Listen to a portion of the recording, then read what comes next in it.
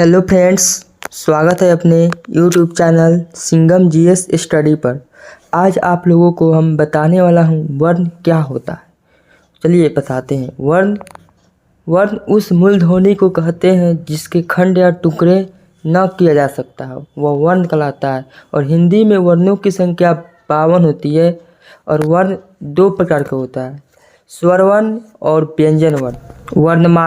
वर्णमाला क्या होता है? वर्णमाला वर्णों के सुव्यवस्थित समुदाय या क्रमबद्ध समुदाय को वर्णमाला कहते हैं, या वर्णों के उच्चारण के समूह को वर्णमाला कहते हैं। हिंदी वर्णमाला में अक्षरों की संख्या 52 होती है, या कुल अक्षरों की संख्या भी 52 ही होती है। वर्णमाला दो प्रकार का होता है, स्वर वर्ण और व्यंजन वर्ण। हिंदी वर्णमाला के दो भागों में विभाजित किया जाता है, अर्थात वर्ण के दो भेद होते हैं, स्वर वर्ण और व्यंजन वर्ण। स्वर वर्ण क्या होता है?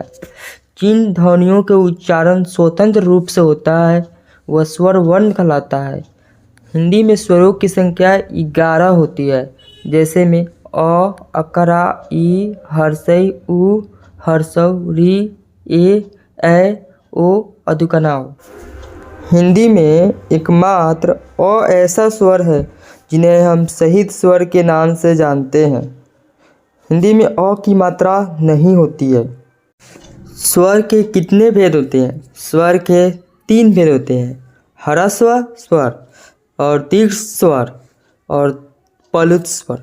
ह्रस्व स्वर क्या होता है? जिन ध्वनियों के उच्चारण में सबसे कम समय लगता है उसे ह्रस्व स्वर कहते हैं। ह्रस्व स्वर की संख्या 4 होती है, जैसे अ, ई, उ, री।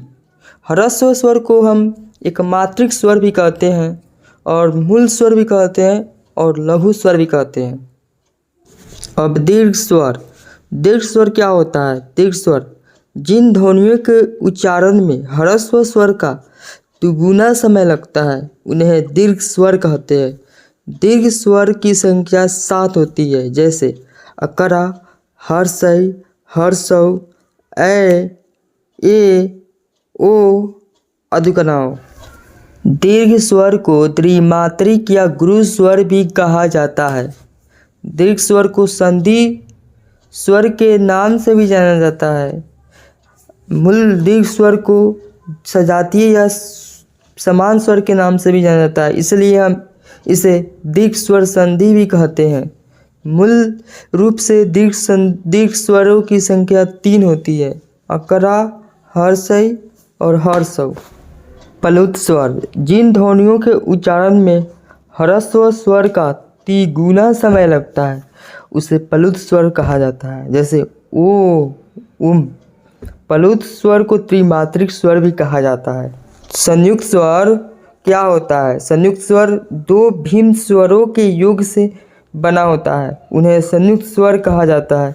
संयुक्त स्वरों की संख्या 4 होती है, उदाहरण में ए, ओ, अदुकना, औ। संयुक्त स्वर को विजातीय स्वर या भिन्न स्वर भी कहा जाता है, क्योंकि अलग अलग स्वरों के योग से मिलकर बना होता है।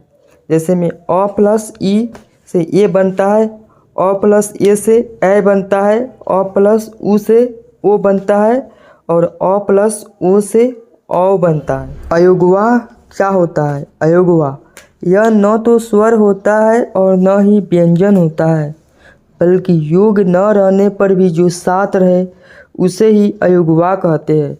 इनकी संख्या 2 होती है, अनुस्वर अन और अभिसा अ।